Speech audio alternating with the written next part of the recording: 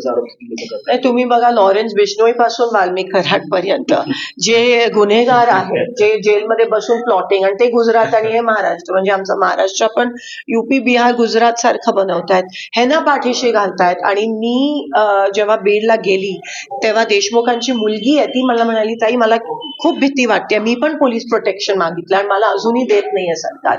म्हणजे तुम्ही विचार करा किती दहशतीचं वातावरण त्या ठिकाणी निर्माण झालंय सगळ्यांवरच एकंदरीत, आणि सरकार 100% पाठीशी घालतंय.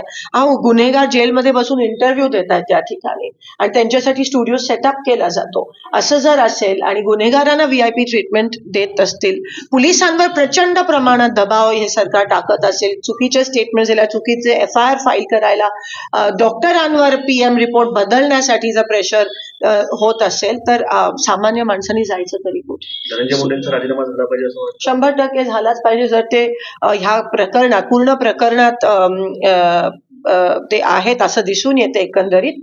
आणि काँग्रेस सत्ता असताना वारंवार जेव्हा राजीनामे मागितले जायचे तेव्हा द्यायचे आम्ही, एकंदरीत जबाबदारी घेऊन, नैतिक जबाबदारी घेऊन ते दिले गेले होते, जरी दोषी नसायचे तरी पब्लिक प्रेशरमुळे. पण इथे मला असं वाटतं अतिशय निगरगट्ट आणि अहंकारी सरकार आहे आणि लवकर हलतील असं दिसत नाही. ठळक घडामोडींसाठी देशोन्नती न्यूज चॅनलला सबस्क्राईब करा आणि बेल आयकॉन प्रेस करा. मुंबई, पुणे, नागपूर, मराठवाडा असो का विदर्भ, राजकीय, सामाजिक, शैक्षणिक क्षेत्र असो का क्रीडा, सर्वच घडामोडीचे विश्लेषण पाहायला विसरू नका. फक्त देशोन्नती न्यूजवर.